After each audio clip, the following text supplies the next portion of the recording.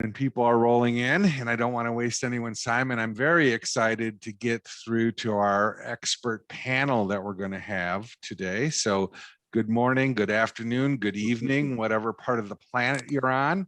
And welcome to this panel dialogue session hosted by our friends at the Lectica Institute. Thank you so much for joining us tonight. Today. My name is Tom Rausch. I am the Director of Consulting at the Barrett Value Center, and I'm a facilitator of the Lectica VIP program. And I have the honor and privilege of being your moderator for today's session. The topic for today is postmodernism. Is it a developmental stage beyond modernism? So today we've got three of our experts, thought leaders at Lectica in on this discussion. Dr. Theo Dawson, who I'm sure all of you know, Clint Foos, and Herb Kopolips. And I will introduce them in a minute. And I'm also going to take you through the process that we're going to go through for the session. Basically, it's an expert panel discussion with you guys giving questions into chat, which Shanti and I will moderate and ask the panel. So that's the overall direction of the program today. Most of you know Dr. Theo Dawson, Executive Director and CEO and founder of Lectica. She's an award-winning cognitive developmental psychologist, and since 1995, her work is focused on documenting conceptual and skill development across the human lifespan. Findings from this research have informed the design of many of the educational tools and technologies that many of us love and know and use all the time. And they make it possible to customize and optimize learning for everyone. And I can personally say, I'm so grateful for the work that Dr. Dawson has done, and it improved the quality of my work that I do and being able to help my clients with their learning. Herb Kopolips is somebody new to me. I only met him recently because of this program. He is president of his own consulting organization, Applied Organizational Science. He has worked with clients in a lot of different industries, including utilities, pharmaceuticals, financial, high tech, education, food, automotive, retail sectors, as well as the Canadian Armed Forces. Herb, is there anybody you haven't worked with? A few of them. I guess there's a few little niches he hasn't touched, but he helps across the spectrum of helping with structure, performance management, and talent pool development. His educational background is he has a BA in mathematics and philosophy and a PhD in psychology. And his consulting work is really grounded in Elliott Jacques' requisite organization, which I'm sure a lot of you know, which is in itself, of course, is grounded in adult development. And his major interest that you can quiz him on later if you want is in epistemology. And then there's our old friend Clint Foos, who was, I think, the very first person I met at Lectica and introduced me to this wonderful organization. Thank you for that, Clint. He's a leadership consultant. He's an integral educator. He is a researcher and a writer and a father and a wonderful teacher. He holds a PhD in human and organizational development and has significant expertise in adult development, change management, top team alignment, and whole systems change. So that is our distinguished panel. And let me just spend a minute or two covering how we're going to structure this session. So we're going to kick off by having Theo give us 10 to 15 minutes or so of context setting to define the terms and the areas of this. Okay, maybe less than that. Is that what Alicia's suggesting? But we're going to have Theo set up the context for us. Then we're going to explore three questions. One is postmodernism a developmental stage? And we'll probably spend the most time on this question, maybe about 30 minutes. Is postmodernism a developmental stage? Then we'll go into a couple of follow-on questions about what are the implications of postmodernism in the context of leadership consulting, because we know that's a lot of us, that's our context, is leadership consulting. So we wanted to make sure that question was in there. And then finally, what, if anything, should we do about postmodernism in the future? So again, about 30 minutes on the first and maybe 15 minutes on each of the others. We will also be taking your questions. So please, as a question comes up in your mind, type it in the chat. Shanti and I will be monitoring that to make sure that your questions get answered. We'll answer each of those groups of questions after the experts get to weigh in, and then we'll move on to the next round. And so basically 3 rounds in that format. Good. So question number 1. Is postmodernism a developmental stage? And so, Theo, you were going to kick us off with some context before getting into that, I think. Yes. So the first part is a little bit of context, mostly just defining what we're talking about, which by itself is a huge challenge. So I'm going to do a little bit of framing to kind of set the context that the rest of the discussion is going to take place in. So let's get started. I'm going to do a share screens and do this as a slide presentation. So have I got share screen permission? Yes. I want to do this and present. Is it working? Yes. Yeah. Yep. Yes. Okay.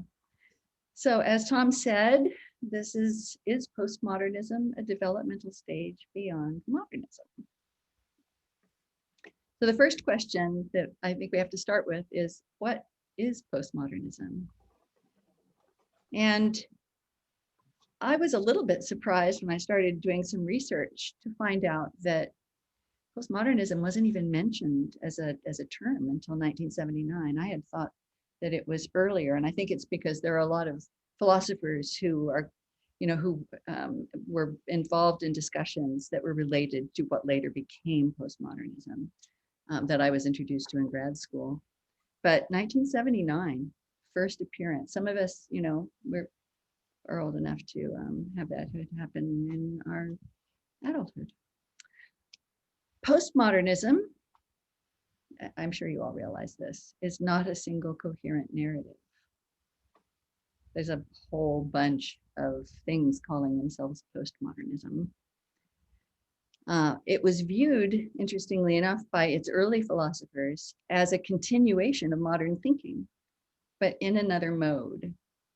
So, thinking of it more as a kind of development of modernism as opposed to a rejection of modernism, which is interesting because we often think of it, I think, as a just pure rejection of modernism today. And for a variety, I think of what I think of as very compelling reasons, early postmodernists wanted modernism to learn to question itself. So I'm going to go through some of those reasons.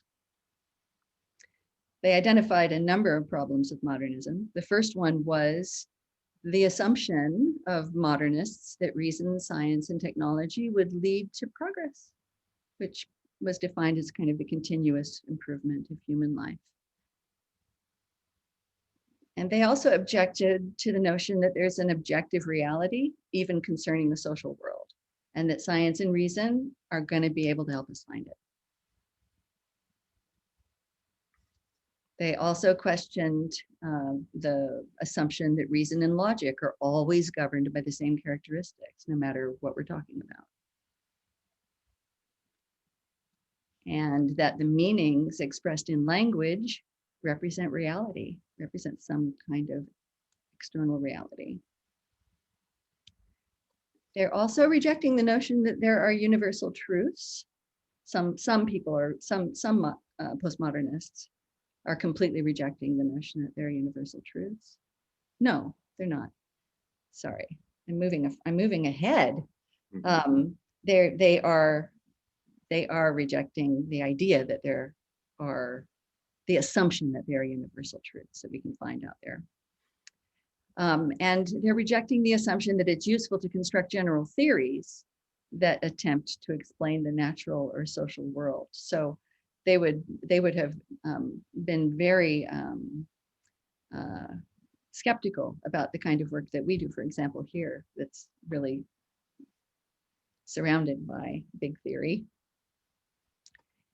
And they also were concerned about the belief that aspects of human psychology could be explained by genetics.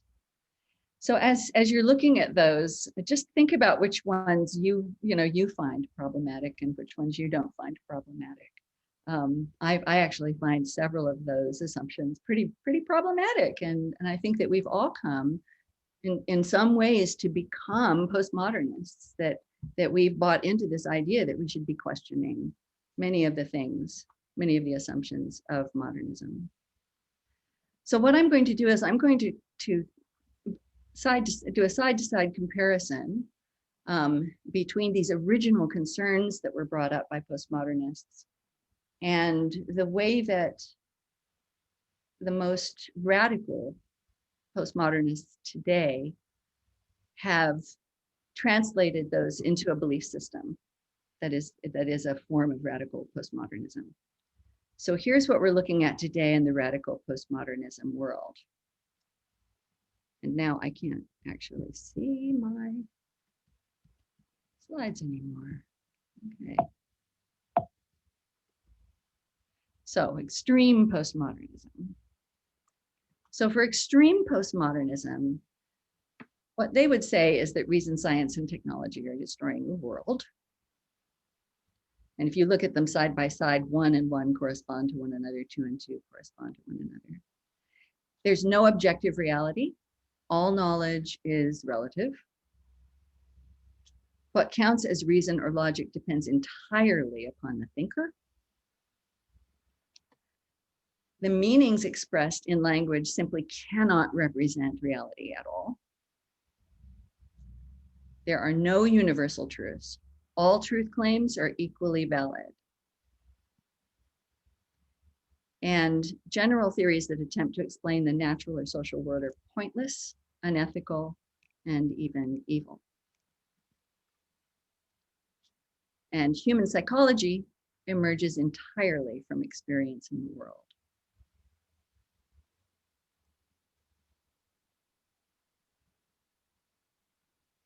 So that's the setup.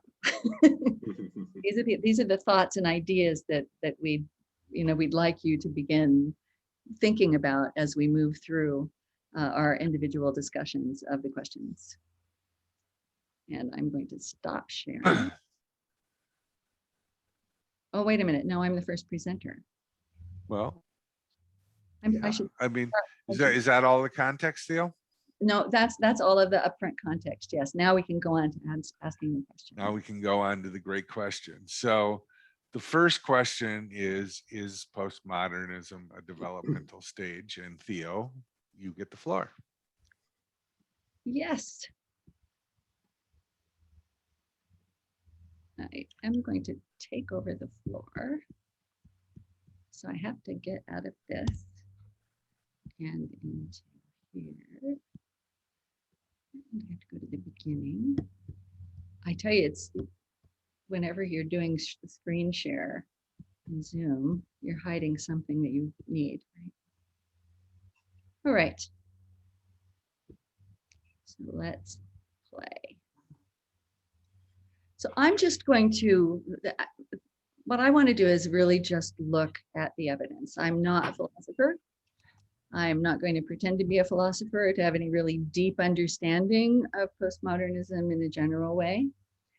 But I do want to play around with, okay, so how is the research, how's the developmental research looked at this question? And just give you a little bit of the evidence that we do have that relates to this question. So you'll remember this slide. I'm going to end up narrowing the question down and primarily be working in the area of relativism here. But before I get started on that, let's do a bit of framing. So I just want to start by admitting that I appreciate some of the key postmodernist critiques of rationalism. And I'm actually even a fan of some forms of deconstruction, especially as methods of critique and also as devices for building knowledge. And I've tried to build in some of this into the way that we do research here at Lectica, so that, we're in a kind of constant questioning and trying to unpack and put things back together again, way of working, which can be very irritating to our clients at times. Some of you were here for the last presentation, and realizing they had to adapt. I'm also a fan of it in art, and that's why I've got this image up here, because this is an example of postmodernist art that I think is really fun and interesting. But I do think that extreme postmodernism is at least as flawed as extreme rationalism. It has some very serious issues. But the empirical evidence that relates to tonight's question is focused primarily on one aspect of postmodernism.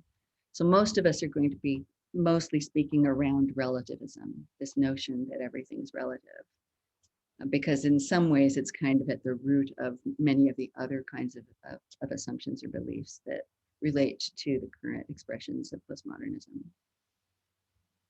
So I'm going to address three questions. Is postmodernism as a philosophical perspective a stage beyond modernism as a philosophical perspective?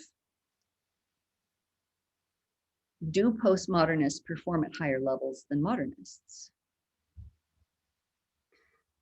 Is relativism, and I'm taking that as the idea that truths and goods are relative to particular contexts, a higher stage?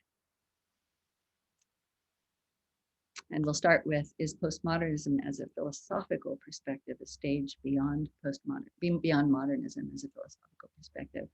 I think when we first came up with the idea for this was the main question that we were trying to address. And then we realized that our question was actually incredibly ambiguous, and that there were multiple ways that it could be taken. So from an evidentiary or an empirical point of view, I've landed on three questions. So what would it take to answer this question? Well, I think we need to know if postmodernist philosophy has the characteristics of a new stage. So we have definitions for what new stages look like and how they come about. And so let's take a look at it from that perspective. So it's often said that a new stage transcends and includes an earlier stage, that it's an integration of the ideas and knowledge and skills of one stage that creates a new emergent way of thinking. Now, there's multiple ways of talking about stages. This is an oversimplification. It's practically a caricature, but it is the way that most of the public has been taught about the developmental changes in developmental stage. So we'll use that as our definition. So it's really important too that a new stage doesn't replace the knowledge and skills of an earlier stage. So it's not a replacement. It's not something new comes along and just replaces what was there before. And you can see this, and there's a lot of examples of this. We still need linear logic for linear problems after learning the logic of systems. What a waste of time to use a systems model on a linear problem. And there are many other, when we're walking, we just use sensory motor, right? If we start thinking about it, we'll fall down. So we don't replace what we had before, but we integrate what we had before in a way that it allows a new way of thinking to emerge. And a rebuttal or a critique of a way of thinking does not necessarily transcend and include. So it's possible that it would. Many people argue that Darwin's Origin of Species is a new stage in the way of thinking about both geology and biology. And it is a rebuttal or a critique of the previous ways of thinking about things, but it also accomplishes a kind of transcend and include transformation of the way that we think. So does postmodernism transcend and include? I think that the answer is no. It doesn't integrate earlier ways of thinking, and the early thinkers weren't even trying to do that. That wasn't their purpose. They were trying to ask questions about assumptions of modernism. It's a reaction So it's a reaction to what is. It's a way it's reacting to the existing state of things. So it could be thought of as something that's creating disequilibrium, and disequilibrium, getting uncomfortable with what you believe right now, could be a first step in a process of moving toward transformation. At the extremes, what we have now is a black and white rejection of modernism, which is different from the original way of looking at it, which was just a critique. Which and in my mind, when you see this kind of black and white rejection of anything, what you're looking at is either a kind of developmental regression, which the term that's often used is a downward assimilation.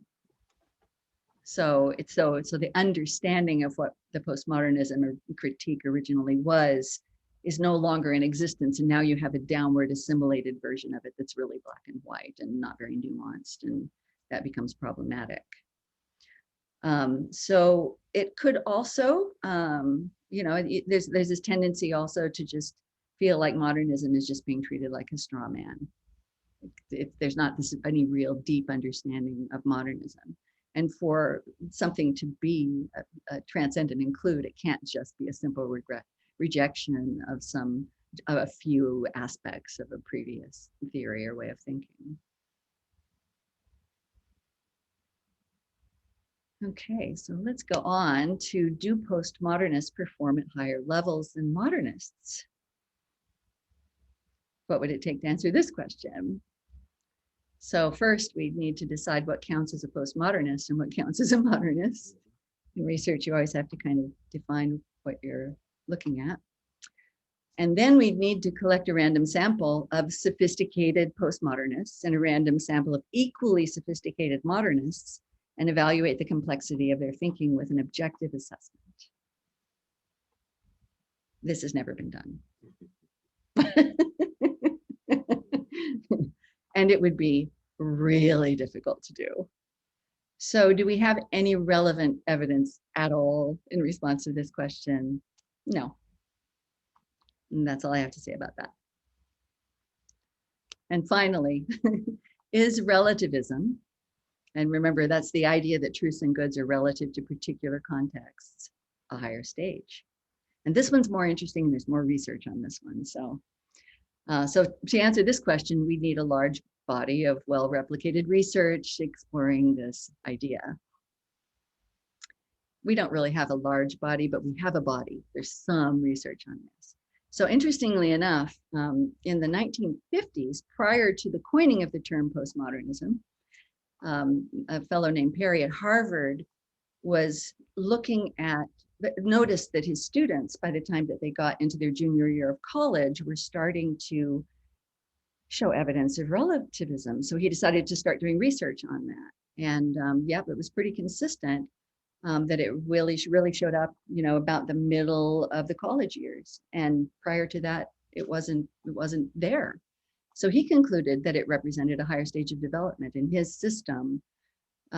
It's a sign that you've actually moved into a new stage. And then later in the 1980s, Kitchener and King picked up on Perry's research and developed another approach to a more refined approach to looking at the question, called the reflective judgment assessment. And they ended up placing the onset of relativism at about what we call 11A, which is the very, very early part of what we call abstract systems, or what Fisher called abstract systems. And that stayed pretty stable in their research. It's notable, though, that in the case of both Perry and Kitchener and King, they never studied younger people. They only studied college students. Sometimes they would get late high school students, but they didn't actually do research on younger people. So all of their definitions for their adult stages lacked any understanding of what came before. So they really could not answer that question of whether relativism was a developmental phenomenon, because the stages were defined in terms of relativism, and they were only looking at adults. So in the late 1980s, I noticed as a mother that it's all good became the it's cool of that whole generation. Like all of a sudden, all of the 12-year-olds are saying it's all good. And what they mean is there's no truth. Like everything is equal. And I thought, well, that's interesting because that's certainly not college. This is happening before they even get into middle school or as they're moving into middle school. So I wondered that at the time if this was a downward assimilation of the messages about tolerance that had been introduced into the curriculum as a consequence of the civil rights movement in the late 60s and early 70s, where in the classroom, when very young children are told that everybody's equal and everybody's the same, and what Johnny does in Johnny's house might be different than you, but it's not bad. That they get a kind of relativism from that. That's a very simplistic form of relativism, but they do start to have relativistic notions. And indeed, based upon that idea, we decided in the early 2000s to take a lifespan look at relativism.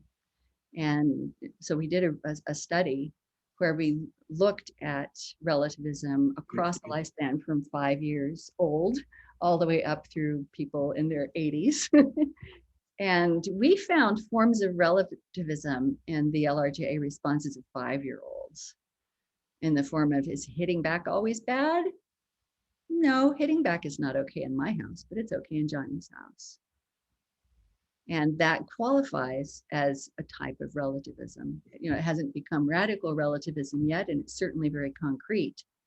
But I think pretty convincingly, 5-year-olds have a form of relativism, and many of them in our study express that. And since then, of course, we have a lot more evidence from the use of the LRJA, or reflective judgment assessment, and we consistently find it in every level from 7 up. So the answer is that even though early researchers thought it was the case, and it may have been culturally true at that time, it looks like culture has a big impact on whether we're going to find relativism and when we're going to find relativism in a culture. So there's not really any good evidence that this idea is a higher stage.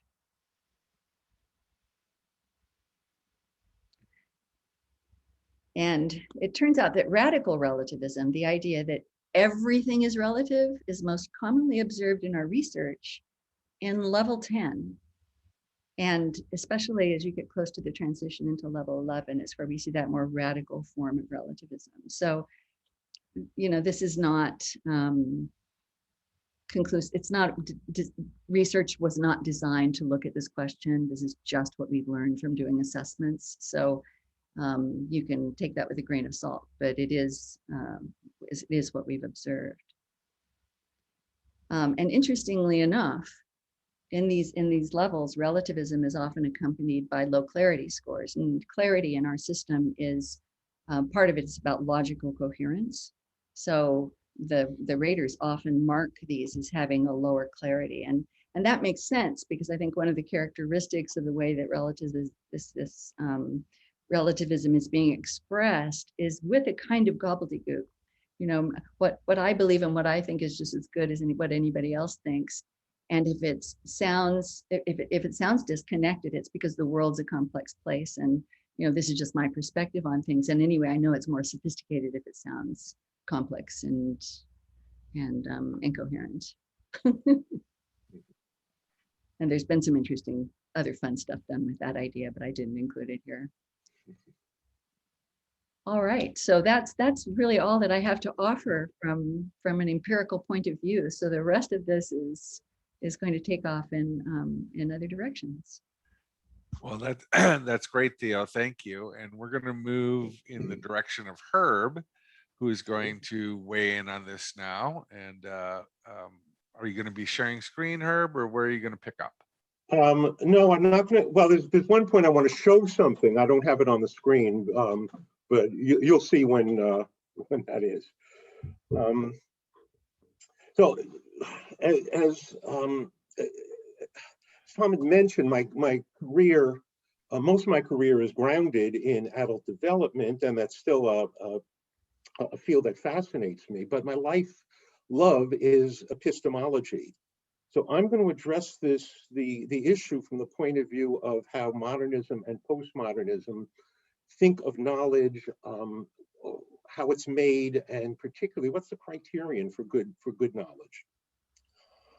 And I'll start with modernism. I'm going to focus on science, but I think most of what I have to say really applies equally to everyday life. You know, when modernists think of science, I think what sort of a foundational concept is objectivity. And I think of von Forster's insight that objectivity is the delusion that there can be an observation without an observer. I think modernism, you know, sort of acknowledges that science is made by scientists, but it's treated then almost as though the human factor can be cleansed out of that. So what we're left with is a pure picture of external reality. We think of, I mean, the language we use when we talk about scientists, the major thing they do is discover, as though there are facts, meaning truths, meaning statements that are congruent with reality, descriptive of reality, lying about, but they're covered with rocks or pebbles or something, and the scientist takes the cover off, discovers them, and now we have this naked fact about external reality, this truth. I mean, I was reading something a week or two ago and mentioning J.J. Thomson in, I think, 1897, discovered the electron, as though the notion of the electron were there to be found. He just had to brush the dust off of it, or that he could do any of that without inventing the concept of an electron, as though his motives in doing that have no impact on the result, as though no judgment were involved, or that judgment was simply calculated, complex calculation. So there's this notion we have that modernists have of scientists, that, well, we know an individual person's observation, that's subjective. But if we add up enough subjective experiences, somehow we get objectivity. And I think of this. Here's I mean, you're mostly familiar with this picture that can be seen as a young woman or an old woman, right? And what I would say to the modernist is, when no one's looking at it, is it a picture of a young woman or an old woman? You know, clearly it's not, because it takes an organism, at least, to make sense of those lines as a person. All right, if you could acknowledge that, what makes you think that at this point there are lines or a piece of paper that's on them? It still takes an organism to make sense of the sensory input in that way. So this is where I come to an agreement with a lot of the critiques of modernism that Theo had laid out. Postmodernists are onto the modernist game, but they have the mirror image delusion that there can be an observation without something to observe, right? That I think postmodernists would acknowledge that there is a reality. If they didn't, they'd be solipsists, not postmodernists. But they, in the same way that modernists discount the role of the scientist, postmodernists discount the role of reality. If truth, and I'm not even sure what the word truth means in postmodernists, but if it's the notion that truth is relative to one's culture, it certainly doesn't accord to my experience. I worked about 3 years in Nepal, and if a village wants to start a little hydroelectric plant to get electricity, They may bring in the priest to invoke the help of Ganesh to overcome obstacles. But then they're going to bring in the damn engineer who uses Newton's physics to get the generator working. And my experience was somehow Newton's laws work as well in Nepal as they do in the West. So to the postmodernist, I would say, all right, you may have seen a young woman or an old woman here. You see one here. The input to your, you don't, no one is going to see a picture of a woman in this. Reality has some role in what we see, and they don't have a way of acknowledging what that is. So what we have, I mean, how does this get resolved? We have one side that rejects, that ignores the role of the observer, another that rejects the role of the observed. And it's a classic case of what Thomas Kuhn referred to as people working from different paradigms, picking the stick up from the other end, which happened very frequently in the history of science. Does the Earth go around the sun, or does the sun go around the Earth? Is rust the element Earth, which when combined with phlogiston yields a compound iron? Or is iron an element which when combined with oxygen yields the compound rust? Often there is a way, there is a more fruitful end of the stick to pick up. Unless you're building a planetarium, assume that the Earth goes around the sun. You'll get a lot further that way. If you want to get any benefit of the power of modern chemistry, make your element iron, not rust. Here, trading one ignorance for another doesn't get us ahead. And what I see as transcending and including both points of view is Glassersfeld's radical constructivism. Which doesn't trade one ignorance for another, but says instead of considering truth, instead of considering, for example, scientific laws as being descriptive of self-existing events out in reality, and being truths about reality, consider all of these laws to be not descriptive of reality, but tell us what's compatible with reality. And the changing the criterion of what's good knowledge from descriptive of reality. I mean, Glassersfeld points this out. It's a lovely claim. Science gives us the truth about reality. So if we take a scientific law, which comes to us through our senses, and we don't sense everything, through our biologically given ways of making sense of what our senses give us, and we want to compare that to unobserved reality to see, is this the same as this? As soon as you observe unobserved reality, it's not unobserved anymore. There is no way of telling that this is true in the sense of descriptive of reality.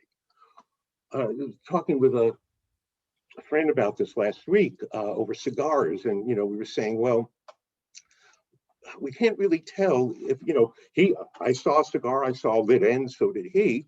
Is that what God sees when she wakes up in the morning? We can't tell. But I tell you this, you put the wrong end of the cigar in your mouth, you're not going to like what you see. Mm-hmm. And so instead of seeing science as causal laws in external reality, think of it as, if you take this action, you will have this experience. That acknowledges that there is a reality at the base of it, but also still includes the human element, which I don't think can be subtracted out of it. So science, instead of its goal being to get an ever more granular, complete, and accurate picture of reality, the object of science then is how do we make, allow us to make sense of a wider expanse of experience. None of this, I don't think any of this changes how science gets done. It doesn't change how we make use of science.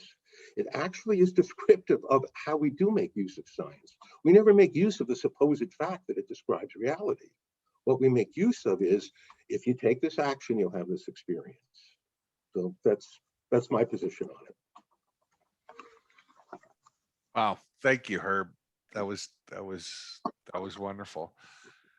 So Clint, you're batting cleanup here, and and you're going to pull this all together and yet present a different point of view. I can't wait to hear what you have to say. I'm not promising anything by way of cleanup. We'll see. It's tricky with these things, and going third on any of these types of panels, or even going second, really, is hard because so many of the ideas lead to so many other ideas, and then questions, and now they're starting to come in the chat. So I'm going to try to keep this simple, at least in terms of the points I want to make, so we can open this up, and then we'll follow whatever threads we can follow from there. One thing I think it's worth saying that I don't think we mentioned yet is that the three of us didn't share really much of anything about the views that we had on these questions or the stances that we were going to take. And we did that intentionally. One, we frankly thought it'd be more fun to have to sort of play with them live, as it were. Now I regret that a little bit, because I'm thinking more fun, that actually makes it much more complex to have to coordinate this live. So let me start by just saying where this question hits me, kind of at its core, and try to respond to that before maybe weaving in a few other pieces, but I'll keep that second part brief. So as many of you know, I've worked with Theo and Lectica for a long time now, like going on probably, I think, 15 years. So and with my PhD and through my master's work, so I consider myself pretty formally trained, from a developmental psychology perspective. And I'm certainly not going to make up evidence about such questions like Theo posed with Theo present. Maybe I'd make it up later over a beer, but and that runs kind of counter to what I did 20 years prior to that, which was playing in the integral community and learning Ken Wilber's work really well. So in that sense, I know a little bit about a lot of different philosophies, but haven't really formally trained in any of them. But I think there's one piece in particular that's really helped me from Ken's work, that's helped me with this question. And just using his quadrant model. And I'll keep this really simple and brief, but it's, in my mind, I could even argue, essential for disentangling kind of the heart of this question, which we've really posed in two ways. So first, we've said, is postmodernism a developmental stage? And second, I think, like the lead in the email or the announcement about this was, is postmodernism a developmental stage beyond modernism? And they're related, certainly, but I do think they're different. So for the first one, is it a stage? Well, it really depends on what we mean by stage. And if we can bring on board, at least temporarily, a distinction between individual and cultural development, let's say, I think then the second question kind of picks up a directionality in terms of how we might answer it. And I would say yes, that postmodernism, depending on how we define stage, is a stage beyond modernism. So already you can see that this is running a bit counter from one piece that Theo said. But if you bring on board just a simple framework like the quadrants, right? Two distinctions. So you can just draw this in your mind's eye, just like any other quadrant diagram. You've seen hundreds of them. Interior and exterior. So on the right and the left, and then individual and cultural, or individual and collective, right, on the top and on the bottom. So what's cool about the quadrants, and there's a lot to say about what they mean in terms of reality and epistemology and ontology and all that. That's all bracketed. One fun thing to do with them, just to keep it simple, is use them as a set of lenses and stick something in the middle, right, and look through these lenses and just say, well, what do you see in these four kind of fundamental dimensions? Right? It kind of keeps you honest in terms of, how holistic your view, or biased perhaps, your view is tending to be. So just take something big like evolution, right? And imagine that in the grandest sense, evolution, right? Stick it in the middle. We like to put our human selves kind of as a reference point there, but what do you see? Right? So you see that there's this individual interior dimension, which most of what we do with developmental psychology kind of focuses there. And we like to act like, it's either the most important or the most real or the most critical when we say something like development or stage. But we see that individual thoughts and minds and beliefs, develop and change. They grow in complexity. But if you look over in the individual exterior dimension, you see that biology's exteriors develop as well, all the way from the beginning and all the way up. And if you look down, you see something similar. Evolution still has that expression, but now you've got groups of shared meaning, groups of changing beliefs as they evolve over time, right? Shared interiors. And then you've also got the shared exteriors, how those shared meanings and shared beliefs intersect and exchange artifacts, kind of in the real world, as it were. And if you do know Ken's work, just call to mind that big diagram on the cover of many of his, probably all of them now, his books, that just shows like 30 different gradations in each of those quadrants. That's his broken up kind of hyper modernist, hyper masculine version of evolution.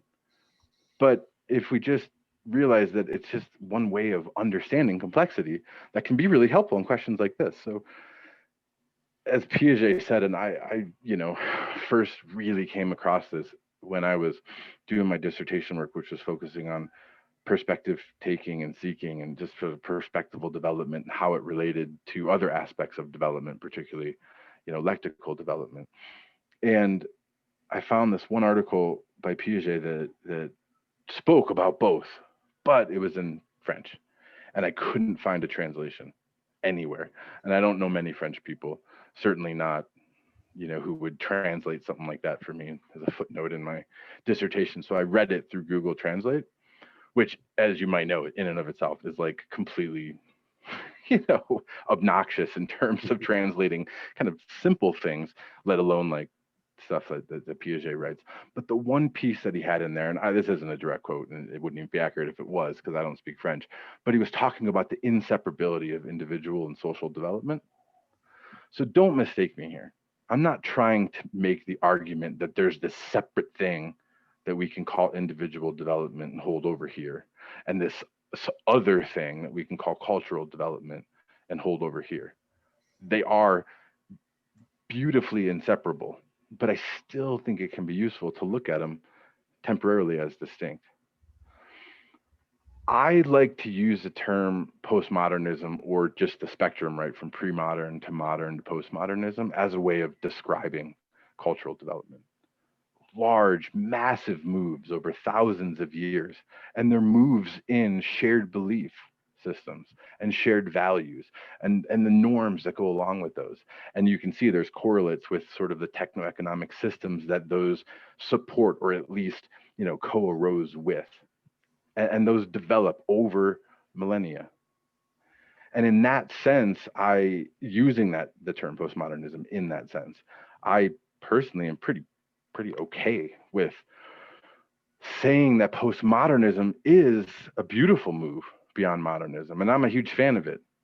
Where I get sad, where I get upset, where I get frustrated is that we've seen, at least over the past 40 years, 50 years, we've seen such a tiny glimpse of what we might kind of construe as like a pure or like honest or like postmodernism with integrity. And instead, we've just seen multiple versions of this extreme form. Just like extreme pre-modern thinking burned people, so did extreme modern thinking. Extreme postmodern thinking is, as Theo said, and I personally feel this strongly, is deeply flawed, just as flawed as modern thinking, or extreme modernist thinking, and potentially more dangerous in our current day and age. Different topic there, but just to kind of lay out where I personally am kind of drawing lines in the sand, as it were. So with that being the case, postmodernism is a move beyond modernism.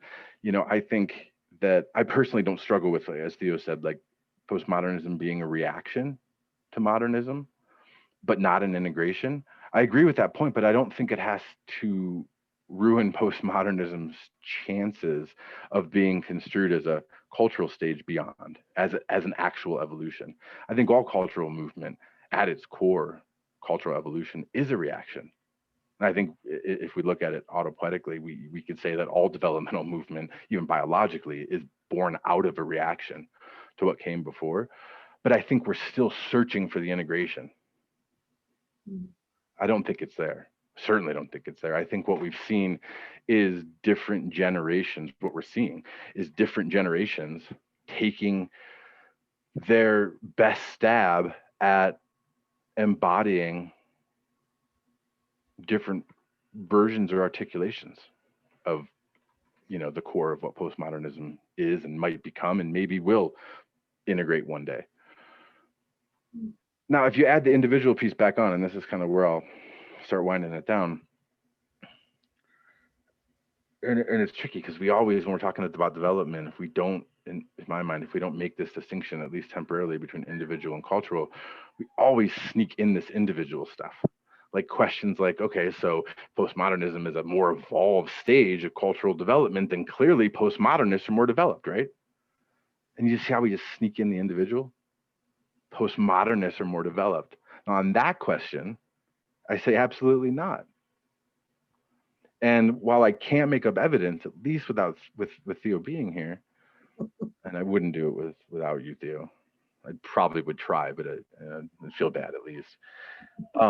I think the idea is the idea that postmodernists are more developed is at the root of how we've, and I'll include myself in this, in the we, how we've so problematically taken on board unsophisticated ideas about development and use them, as poor, blunt tools. So let me just look at what we do know about development to kind of land this point. Are postmodernists more developed? It's like, how about this? I'm a parent of two young daughters. One's 3.5, almost 3.5. The other one's 8 months. And a lot of my friends have kids who are just a little bit older. So we talk about kids in this world and like what they're heading into, and like the idea of like, oh my God, my kids are going to grow up with TikTok, and I barely know how to log into the damn thing and don't want to. And what is that going to do to her, to everything I know about navigating anything, coming out of, young adulthood into adulthood? Like I know nothing that's going to be relevant. It's just these crazy ideas. So what do? We end up talking to our toddlers about consent. And we have. And I think that's cool. So not that I'm saying this notion of consent makes somebody a postmodernist, but take any of the topics that people would self-identify and say, yeah, I'm anti-racist, or yeah, I'm all for consent defined this way, or yeah, time's up, or all the rallying cries that I think current postmodernists, at least of the Gen Z or millennial generation, would sort of self-identify with.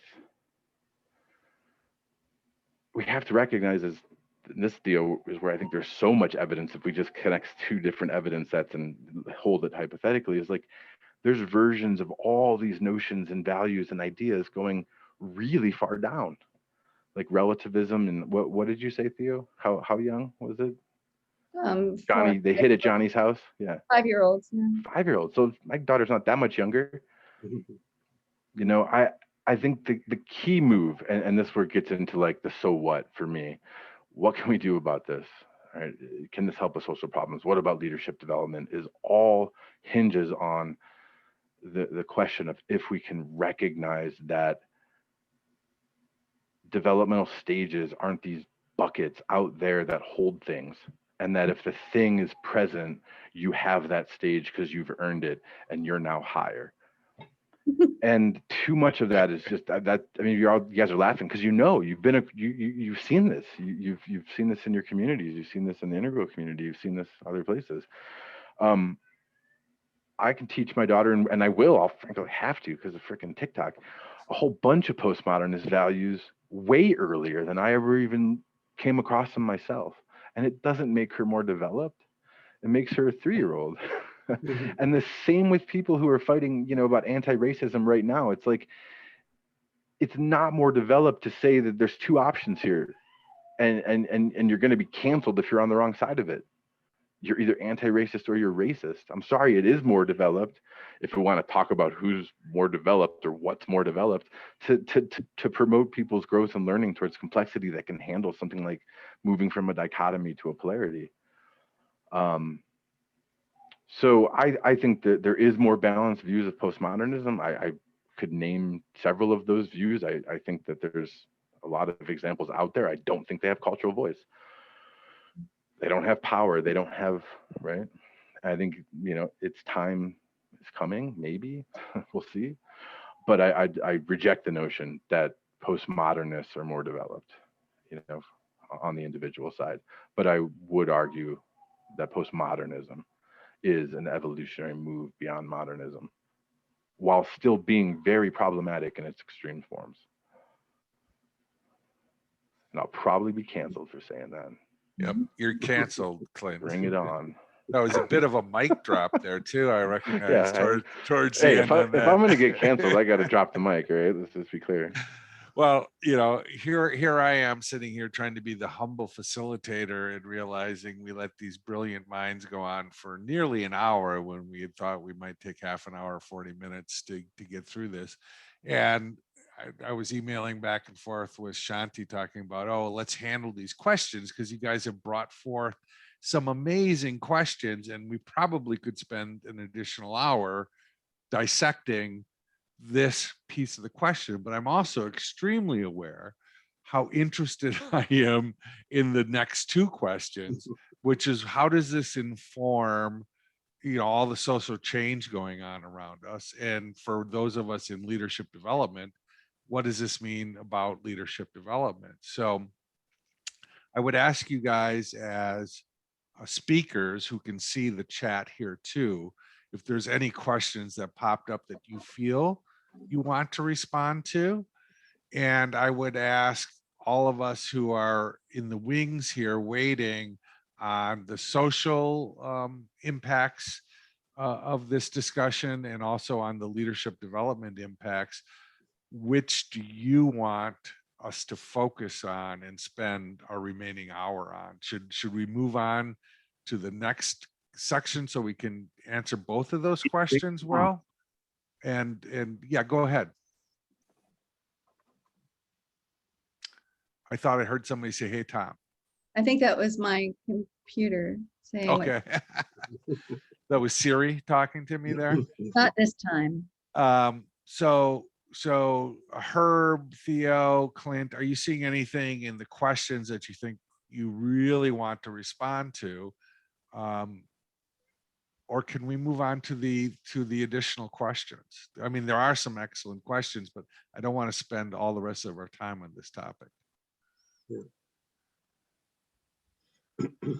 I'm trying to find a question that could be dealt with in a relatively short period of time. Yeah, I know. I'm still reading through them. There's good ones here. They're pretty deep. Yeah. Yeah. And in the meantime, maybe we could get a little quick poll. Are you interested in the second one of this other questions while they're looking at those is, how does postmodernism help us to understand and deal with social problems better than modernism? So if you want that type social problems in the chat, and if you want the panel to spend time on how postmodernism is affecting leadership development, type leadership in the chat. So leadership or social problems, I'd kind of like to get a feeling from everybody here how we'd like to spend the rest of our time together. And if any of the speakers have found something short that they can respond to in these excellent questions, even some of them, some of the people called themselves. Go ahead. Well, Tom posed a question that can be answered fairly readily. Yeah, go ahead. Modernism characterized by concrete thinking, normally not a higher level development thing. So if you're asking, is modernism characterized by concrete thinking in general, that we find it only at lower levels in people's ways of thinking? No. There are modernist thinkers whose thinking is extremely complex. And there are modernist thinkers who are probably in that 5-year-old group as well. It's more about how is the construct constructed than it is about whether there's a level for modernism itself. But again, if you look at it another way and you're thinking about modernism as a broad theoretical perspective, and you're comparing it to postmodernism as a broad theoretical perspective, then that's another question. And I would say that there would be highly abstract thinking on both sides. I'd comment on Tom Murray's question here or point. Just importantly highlighting that there's well-known postmodern philosophers who had a grasp of logic and linguistics. I think the linguistics piece is really key. I think this is why the individual cultural distinction, because you talk about downward appropriation or misappropriation, right? Empowering cultural groups, with I like to say, like the productions of, higher, more advanced, right, evolutionary moves. That's why it's, I think, so key to hold that distinction, again, loosely and never, broken up completely, but like as a useful way to just walk through complexity. I could, again, there's this shelf here is mostly the postmodernists who I like, the ones that I think really did well. A lot of the linguists, they're like in this section, who are, I would put them above most people I've ever met and or came across, living or dead, in terms of the capacity for their mind to handle complexity. And I think that's not a function of the fact that they were dabbling and moving from postmodernism or from modernism to postmodernism. It's a function of their individual development, and the topics they chose were suffused with, as all the topics we're all playing with, are suffused with the cultures that we're playing within.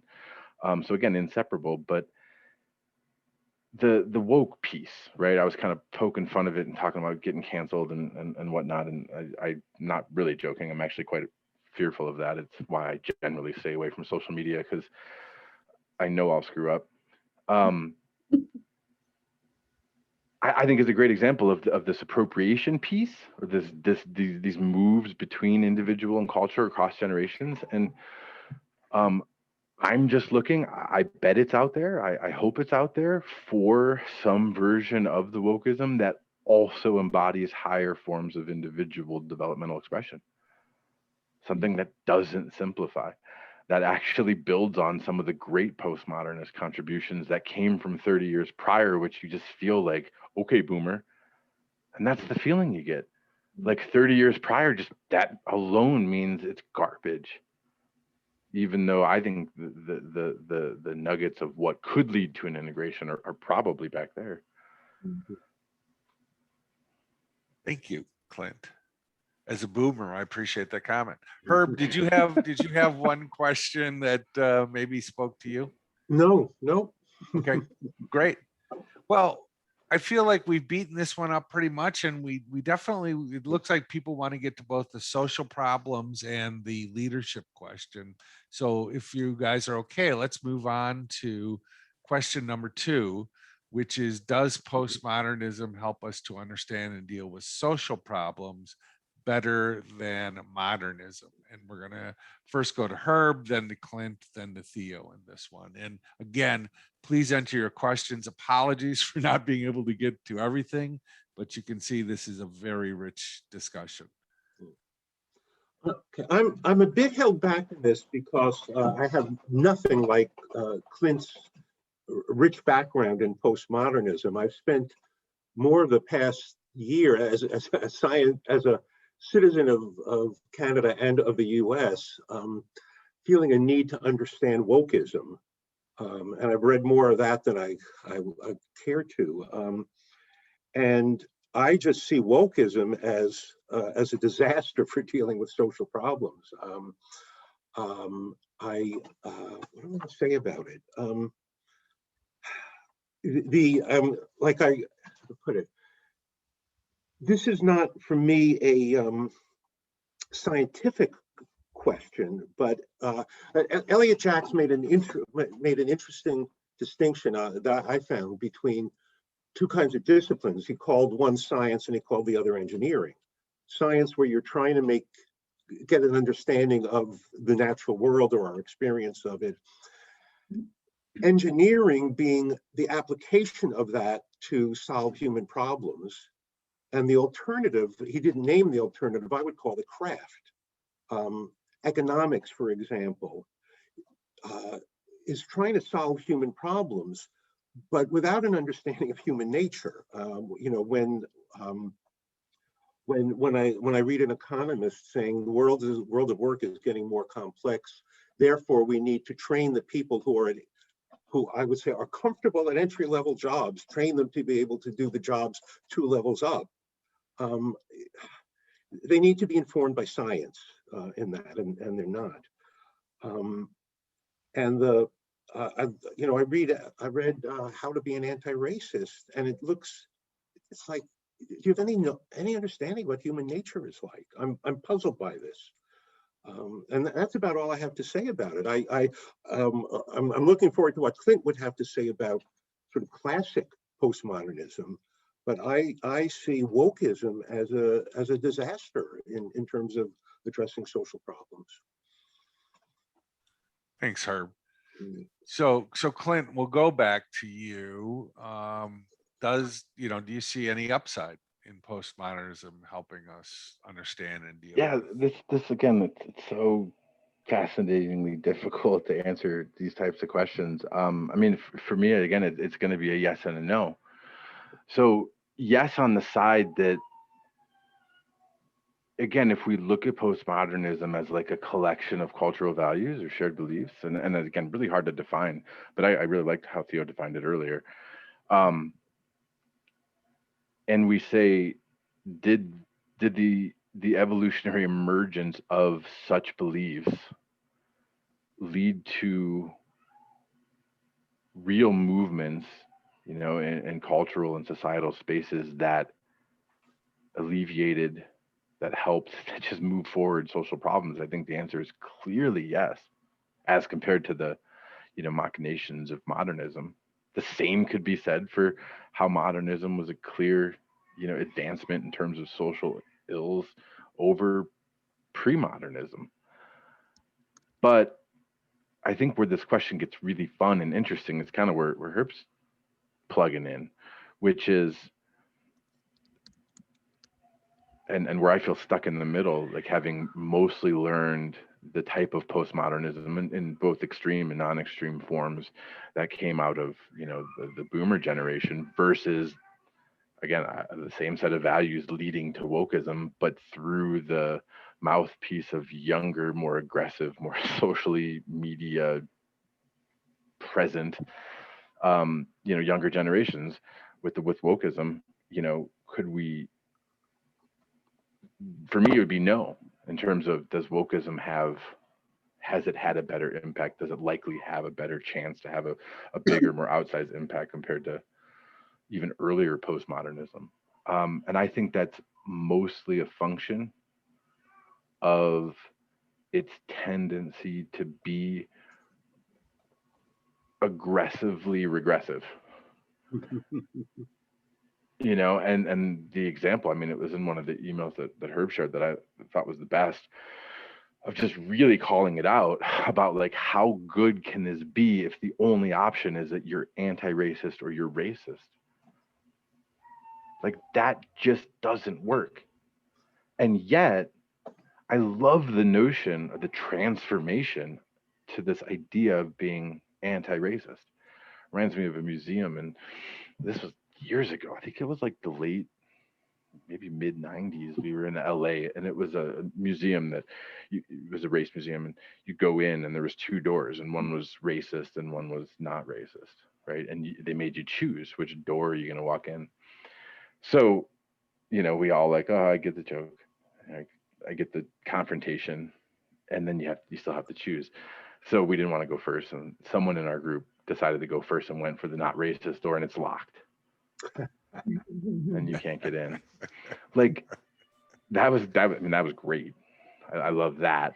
But there's something in that experience that is this beautiful thread that I think wokeism is just grasping for and trying to get to, but they're so caught up in the aggression.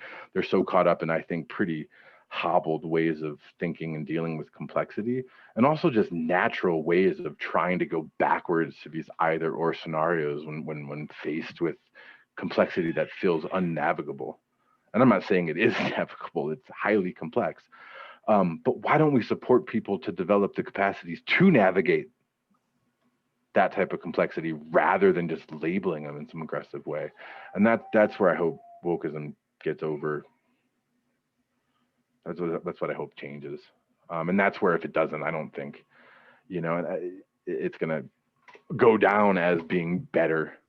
But with that said, again, just to continue vacillating back and forth as a cultural force, like it's a really, I couldn't make the argument, I wouldn't even try. It'd be a really hard argument to win to say that combating systemic racism as is being tried today in so many ways is not a hugely better move than just the equality movements of the 60s that laid their foundation. And right now, that line is how, liberals denigrate conservatives, at least in the US. It's like, oh, we covered that. That's done. Equality movements, women can vote, right? We're good.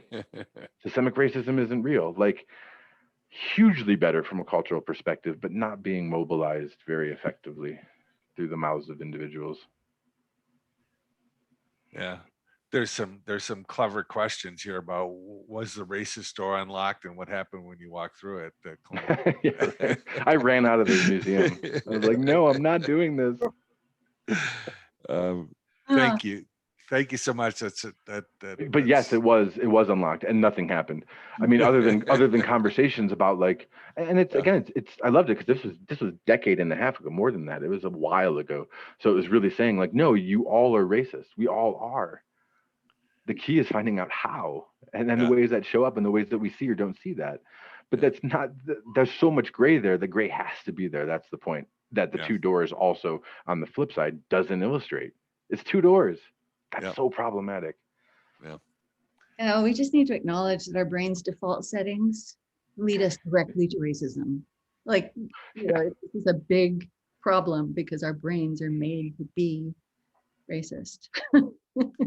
Lot of years of DNA back in there, right? A lot of DNA, a lot of patterning. So what's your point, Theo? But I'm not even going to wait for you to invite me to talk. I'm excited right now because what's happening right now for me is what I hoped would happen if I hadn't heard what you guys are going to say. And I've been trying to kind of really think about this whole thing in terms of social change and how it relates to the work that we're doing. And I think, 25 years ago when I said, we really have to change the educational system because the world that's coming, we're not preparing people for. And I wasn't thinking wokeism, and I wasn't thinking extreme, that we were going to have a whole group of our citizens equal in number on the other side that were extremely conservative either. But we have two kinds of fascism that have emerged. We have this really extreme wokeism kind of fascism, and we have this really extreme conservative type of fascism that have emerged. And I think that the reason that they have happened, both of them, is because when we re-engineered our schools to tell students that some kinds of truths are relative so that we could deal with concerns about civil rights that were raised by the civil rights movement. And we kept the kind of instruction that insists that there are facts and that only important thing is to get those facts and store those facts. So we presented them with two kinds of worlds, a world in which everything is already predetermined, it's facts, memorize them, pass the test, and you will succeed. And another message being, everything's relative. The brain of a person who is trained through didactic instruction to spit out facts is not being developed in the way it needs to be developed in order to become complex enough to be able to actually deal with the truth of the variation and the amount of relativism that there is actually really in the world. that there are many things that have a relativistic quality, and our world is, throwing them at us like crazy. I mean, that's why the whole idea of VUCA exists. And we are not being equipped with those tools. So and in the process, according to the research that we've done, we're actually making it so that a lot of students are coming out of the school system feeling very antagonistic toward authority because they feel this kind of education has been torment, and they don't trust the adults who made them go through it. So that's a piece of it. And another piece of it is that we're finding that we're basically destroying their brains, because many of the children, at least half of them, possibly more, are memorizing as their main strategy for learning, so that they're not actually ever coming to any deep understanding or skillful way of knowing or being with the knowledge that's coming in. And as they progress through the system, they memorize more and more and more and more and understand less and less and less and less. And we're seeing a flatlining of development in about grade 10 on average in our inner city schools, which means that on our scale, the scale predicts that there will be no further growth. And they're basically stuck in the lower ranges of level 10 in a world where we're saying everything's relative. So what do we expect is going to happen with that? We've got the angry ones on the one side who go real conservative. And we've got the ones that have good hearts on the other side going woke. And it's a situation that we've created by not adapting as a world to this new reality that we're in. And that was all spontaneous and new for me just now.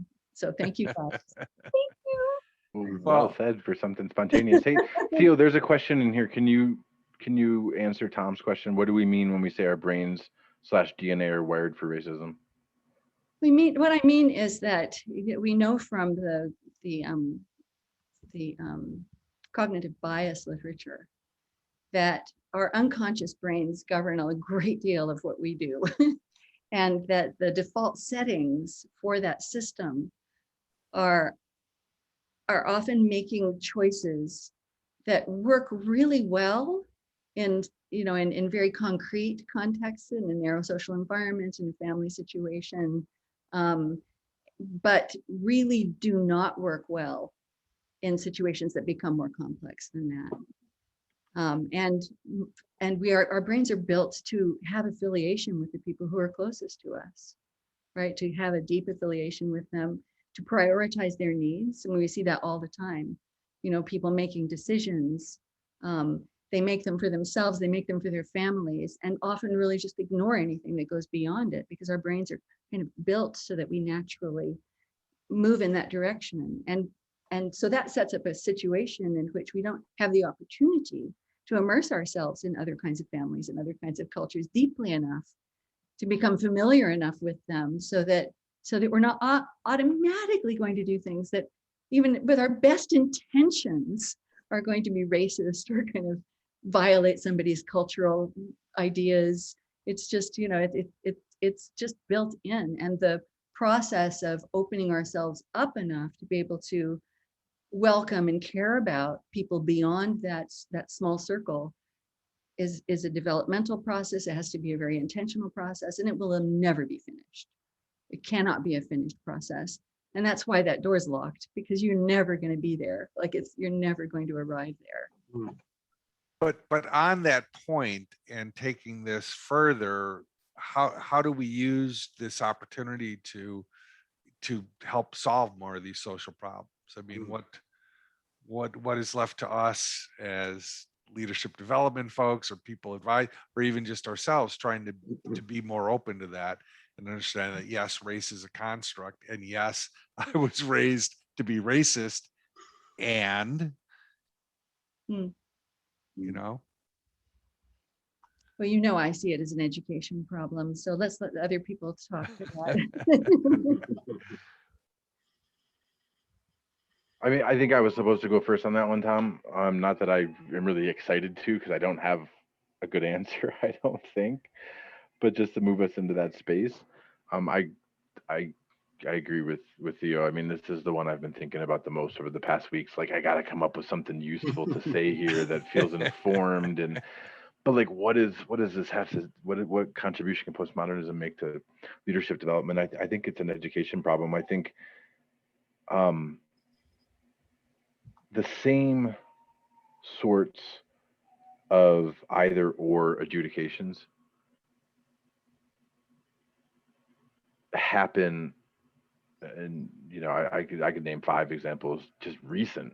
I won't because of time, but recent, in my recent experience in companies, where those same either or adjudications are happening on these issues around diversity, equality, sexual assault, harassment, whatnot. And it's so tricky because it's so easy to flip to the other side and say, wait a second, so you're trying to say that there's areas of gray when it comes to sexual harassment? Like, because of somebody, the generation they grew up in, they can maybe be a little bit of a harasser in an organization, but someone new can't be. Like, it has to be either or, right? And I've actually had that conversation when challenging this type of notion with an HR person in an organization, and was really taken aback because I didn't have an effective way to respond. Because no, I'm not saying that it's okay to harass a little bit and everybody gets to have a different space in terms of where they fall in regards to the rules, or a little bit of racism, or maybe like 3 microaggressions a day and you're okay. But the way that everyone's having to pick up, the commensurate sort of trainings in these areas to make sure that their company is woke enough so they don't get in trouble, still for me is boiling down to being adjudicated in this really aggressively regressive, as I said before, way that's anti-growth and anti-education, and in my mind, or my judgment, is problematically unethical in terms of helping to support people to move not towards some kind of weird compliance to postmodern topics, but into deeper ways of understanding and relating to these really complex topics. And I think organizations uniquely, whether it's leader development, leadership development, organizational development more broadly, I can make the case for starting top down or bottom up. I mean, it depends on a lot of factors, but all the different permutations, I think, ought to take on as a responsibility that, because they tend to come beyond or after people's forays into formal education, that they have to take on the responsibility for becoming the new conveyors of evolution and growth. And I don't think they even have a conception of that. It's all instrumentalization, even the good stuff, even the stuff that I've been a part of. I mean, it's so much about instrumentalizing people to get some sort of outcome that benefits the company. So I hate to use this term. I actually hit myself for saying it, but paradigm shift is required in terms of like what work is and what people working actually means, right? And the one last thing I'll say on this is the one piece that I've had so much awesome fun traction with is just flipping the notion that companies hire people, but that into people hiring companies. Like, I'm hiring you to shepherd my growth for a period of time. That's a really fun thing to play with, and you can't just all of a sudden embody that because you take on that perspective, but it's fun to play with, and I think it might lead to something really cool. But I think something like that has to happen before these the good side of the postmodern conversation that we're having can really start to like suffuse positively, like leader development. Yeah, I think I love you even more, Clint, than I did before. I really love that perspective, so thank you for sharing that. Sure. No, really, that was great. Let's see, did we have Herb? Yeah, Herb, we had you going next on weighing in on the leadership development angle. Yeah. So and again, I'm very light in my knowledge of my understanding of non-radical postmodernism, but I mean, part of what I'm glad about this session, Clint, I'd love to get some references from you on it, and particularly about the where linguistics comes into it. And I realize now as we're talking, the one link I have to regular, I guess, classic postmodernism, I've seen several references to Borges, the Argentinian short story writer, and reference in particular to his Pierre Menard, author of the Quixote, which is my very favorite of his pieces. And maybe that can help me understand sort of classic postmodernism. And I want to make another comment, though, about wokeism. Kurt Lewin wrote a piece on the difference between Aristotelian and Galilean approaches to science. And wokeism is classically Aristotelian. It is not wokeism is pre-modern, put it that way. And what now to the question in front of us, what I've seen of wokeism in terms of leadership, it's this very rigid rejection of hierarchy that I see the value of. And if you don't understand that, if you how to put it, I've seen the rejection of sort of the rejection of hierarchy as limiting the leadership development. And I think that's about all I have to say on that topic. Yeah, that is a great point about the rejection of hierarchy and the embracing of self-management as like the next level of what's coming. Yeah.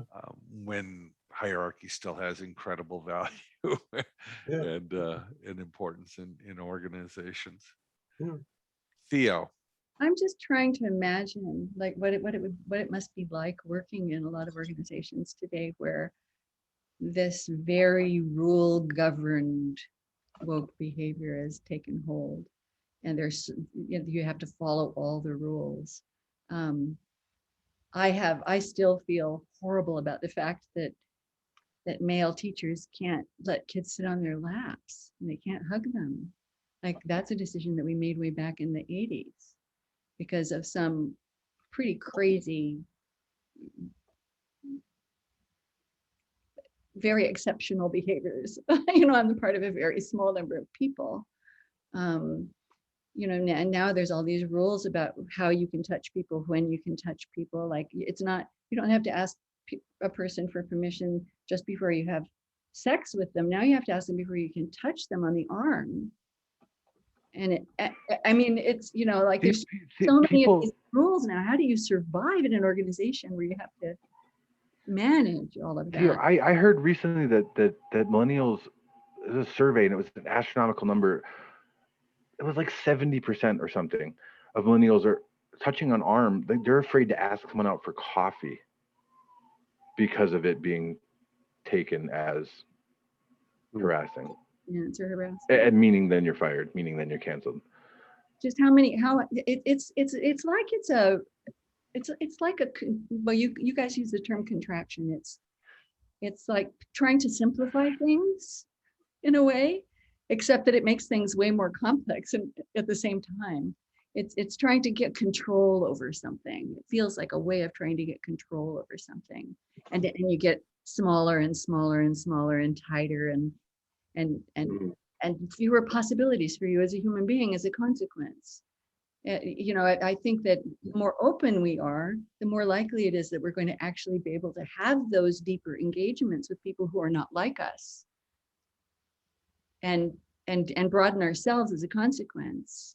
I think that pulling down and everybody following these really strict rules is almost eliminating the possibility of us getting that. I'd go out of my mind. I'm really glad that I'm a fairly introverted person who likes working from home and has a small business. It's so much easier.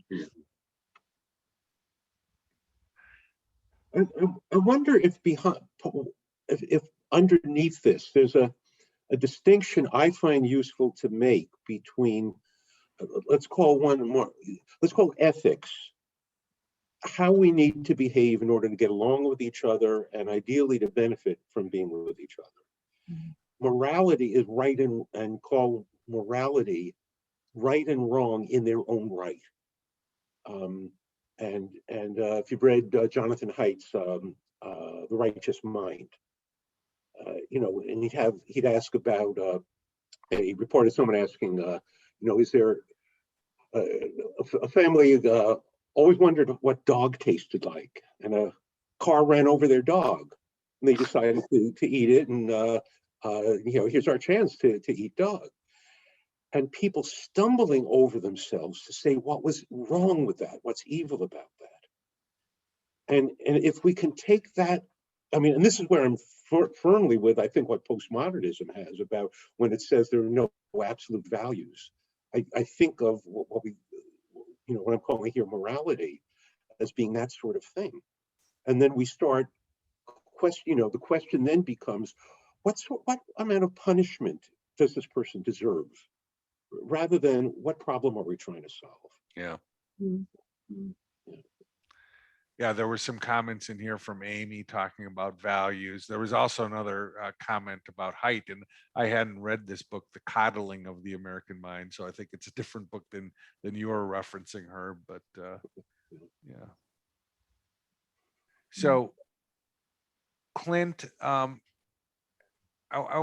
like to go and ask you guys any additional closing comments, realizing we still have like 25 minutes if we need it, but also for people to pull forward any question they absolutely want this panel to answer, because there's been a lot of great comments coming in, but any real questions that you want to have Clint, Theo, or Herb weigh in on, but maybe just a summary comment from each of you about what you've learned from having this dialogue with each other tonight.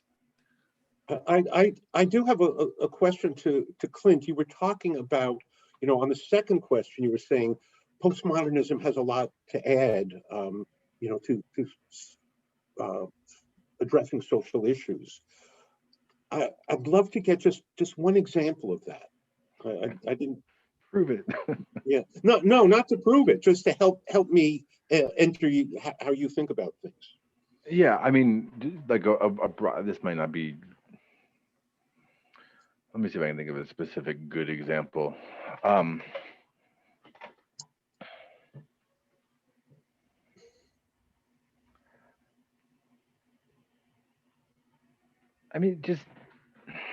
blanking on good examples. I got my second vaccine shot today, and I'm feeling pretty cloudy. I'm also distracted by a lot of these good comments. Just look at I've been chatting with someone and couple of people in here about semiotics and like linguistics, and I think contributions in terms of power and language. That's all on one hand we could look at as like really philosophical stuff that maybe didn't have much of an impact whatsoever. And I'm not going to argue about how philosophical semiotics impacted social issues, but it trickled out.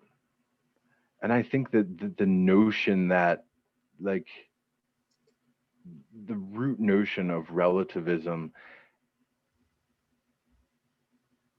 led to the possibility of valuing like equal justice, in my mind. Like outside of some of those emergences in those postmodernist corners, I don't know if that valuing would have showed up in the same way or on the same timeline. Even though, like, obviously the connections are not, like, oh, we're passing this legislation because we read the semiotic writer from the 50s, but that's not a very good answer. All right, well, we'll pick it up later. That's okay. I'm trying to like come up with a better encapsulation of like how I really feel about it. But yeah, I'm not going to keep making it more muddy, but I think you also have to go back and look at like some of the early philosophical precursors, to developmental thinking and postmodernism, pre 1900s. Okay.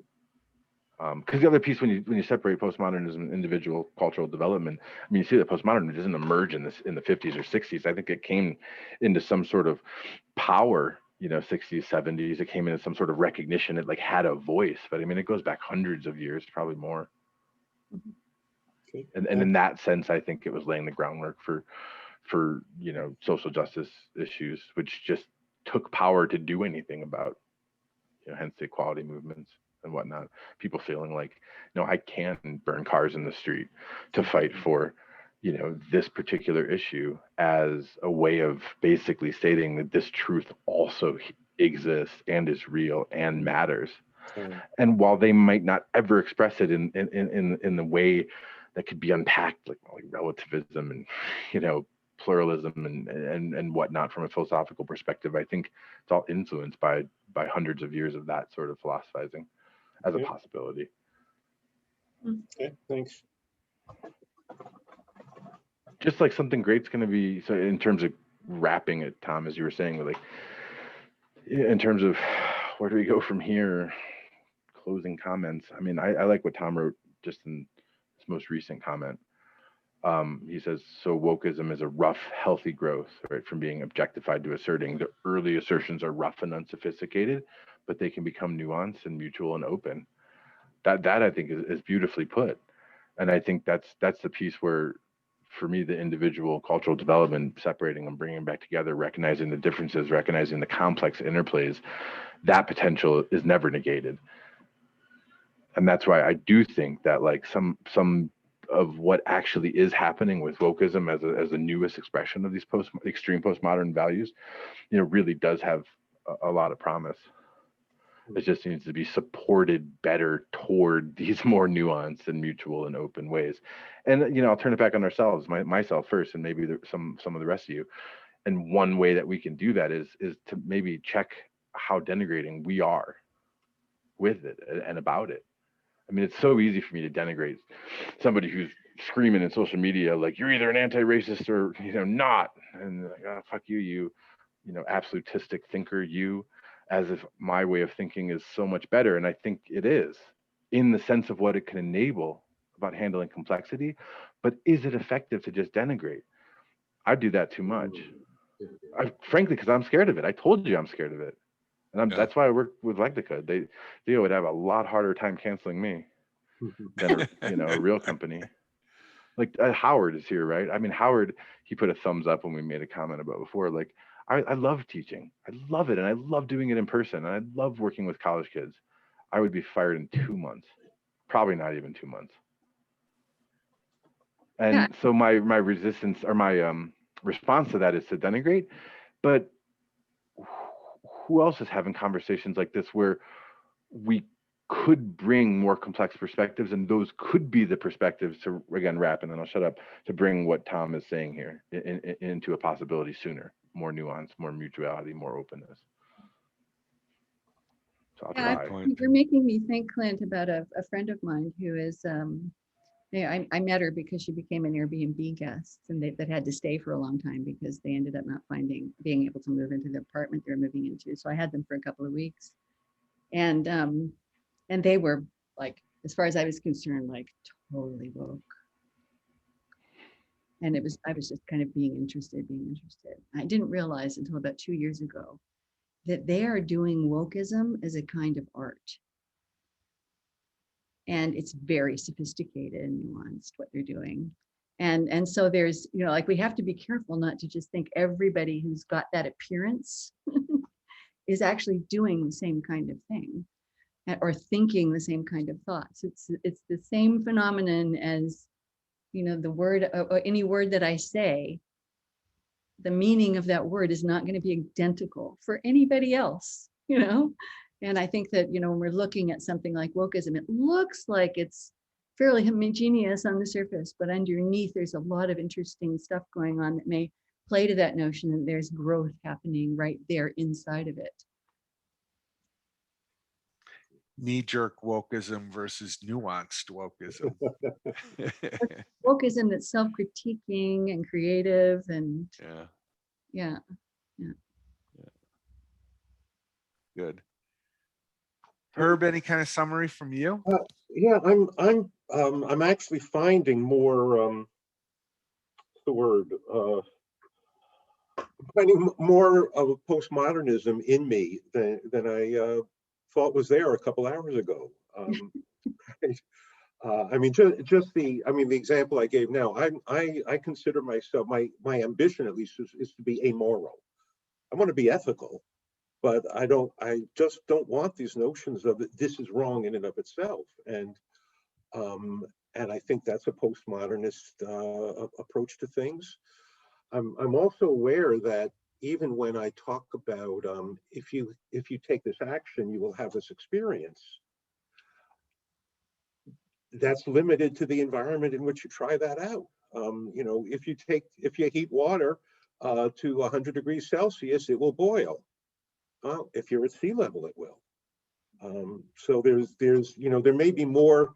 I guess I see postmodernism now as really eating away at some of the edges of modernism that I also disagree with. So I've grown a little tonight. Thank you. There we go. Yeah. That's great. So Mark Kiley's pointing to another place where we can all grow to kind of stay on this theme. So he asked, would a postmodern perspective see us as a group of older white people intellectualizing about an issue we haven't lived ourselves? And like, I mean, that's sort of, it's called essentialism, Mark. It's like, you can't comment on this anti-racism thing because you didn't grow up black on the South Side of Chicago. You know, that sort of essentialism BS, basically, like who can play in the conversation or not, is really problematic outgrowth of like academic extreme postmodernism that was drawing those boundaries back in the 60s. But that there's also a grain of truth there. Like, come on. Look who's on this call. And one thing we all could do is have these types of conversations that I believe in my heart, and I can feel it, that are trying to bring more nuance and bring, you know, more, let's just say, complexity to this type of conversation. We could have these conversations in more diverse places as well. In addition, I'm not saying in place of. Yeah. Well, you know, they say that developmental transitions are really painful or can be really painful. I mean, you know, maybe you were right earlier in saying that this is the beginning of the emergence of something new. And I think the trick might be, or the question in my mind is, are we going to survive it? Can we rise to the occasion? You know, does our genome have the ability, and do we have a large enough base of citizens who are capable of helping with that move into a new way of thinking? And in many ways, that goes back to the leadership development gap that you identified as a complexity gap many years ago, but is also this gap of how do we as leaders help move ourselves forward into a place where we're meeting the basic sustainable development needs of the entire world while still doing our business and advancing what we're trying to advance in the world. But I do think I love Lectica because, you know, you guys are all about closing this leadership thinking gap. And tonight I've grown too in some of this discussion, and really appreciate, you know, you guys showing up and sharing your wisdom with us. So while we see if any other additional questions come through. I have one, and so obviously Theo's big on the education system, which makes sense. There was something where we were trying to talk about, like, how would we fix this? And, you know, Theo saying, well, I spotted this stuff 25 years ago. How would we modify the education system to you know, engender more vertical development, engender better ability to deal with complexity? But and then I want to also ask that same question, just better at, like, in leaders in general. So how do you get to shift an educational model, learning development model, which is more vertical development oriented? And the reason I mentioned the professional use case as well is that this is the same thing is true in professions, right? So if you think medicine is just a matter of saying, oh, well, you no longer have 100, 120 competencies, you have 300 competencies to master if you're going to practice medicine. It's like, okay, there might be good reasons why you have, 300 technical points to know, but there's a meta that's missing here. And I want to get a sense of, Theo, how do we tackle that? Thanks, Robert. Well, yes, I think that we need a fundamental shift in the way that we think about what learning is and the kinds of environments that are going to support the kind of learning that will take us where we need to be. So I don't use the word vertical development because this is not about vertical development in practice. It's about ensuring that we suck the juice out of every learning moment, which to me, that means that we make what we're learning, we make it embodied. So we're not just learning in our heads. We're not memorizing something. We're not just taking something in, but we're turning that thing that we're taking in into something that we deeply understand, something that we can enact in the world.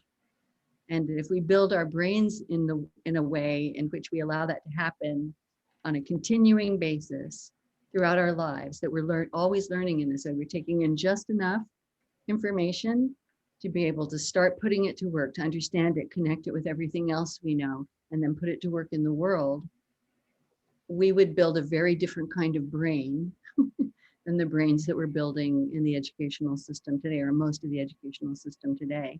And there's really good evidence that learning in that way does actually produce a brain that is more effective and more likely to keep growing for longer over the course of the lifespan, which, we need that growth to continue. And we really need not to be leveling out in our teens, in our developmental progress.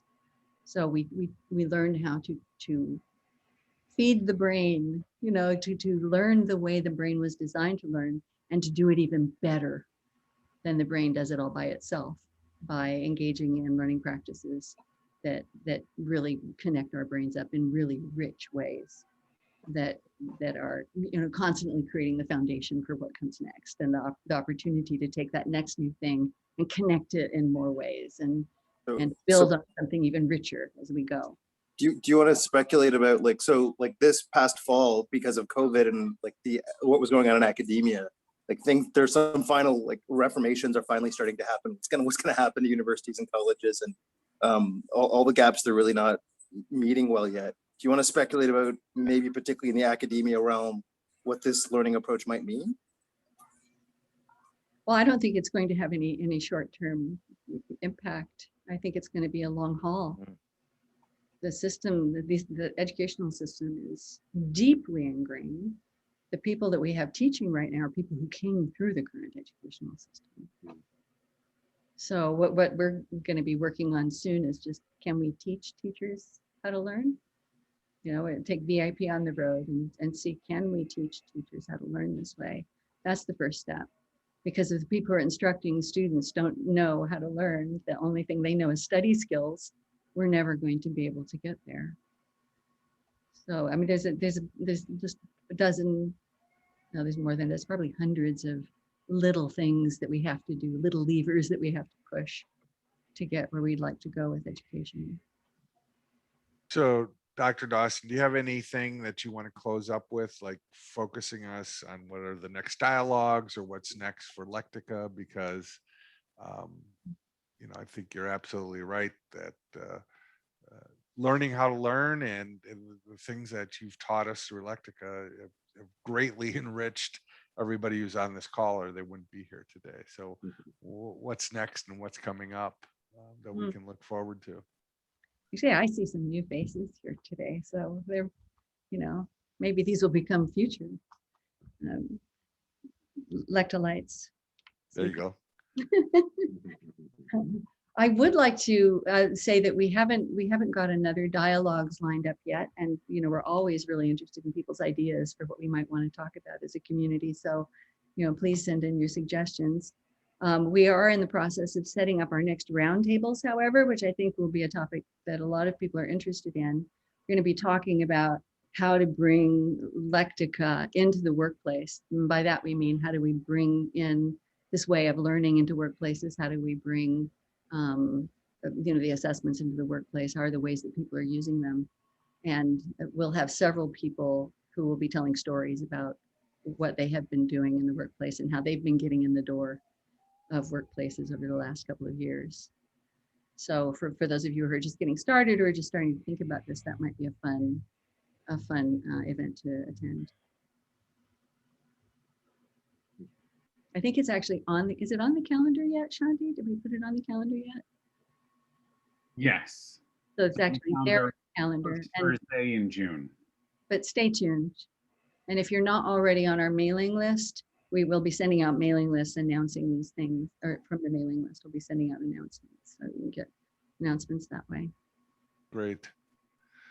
Well, giving everybody back just a couple of minutes on our promised 2 hours here, I do want to thank you for allowing me to host this and for having such a stimulating discussion. And Dr. Koplowitz, I want to thank you for showing up and sharing your wisdom. Any final thoughts from you as we get ready to check out? I'm good. I'm good. This has been fun. This Okay. is what I hoped. This is what I hoped this session would be. Yeah. Great. Thank you. Yeah. And Clint, thank you again for your participation. And Yeah, my pleasure. It's been fun. I can't wait to see whether your children grow up woke or not. That's I hope not, right? Dr. Dawson, anything you want to close with? Just to say thank you to you. I thought that we were lucky to convince you that you wanted to do this. Realize that you might feel honored to do it. So, like, do you think you'd do it? Do you think you might be willing to do it? Thank you so much. There's only so many opportunities to give back to somebody who's contributed so much to your life, and it truly is an honor to give you back even a portion of what you've given to me. So I appreciate it. And thank you all for coming and showing up. If you want to come off mic and say goodbye, thank you, whatever, we will get this recording out very quickly. Shanti is on top of those things very quickly. But thank you all for coming tonight. Thank you. Hey. Thank you, everyone. Thank you, everyone. Thank you. Then the laugh.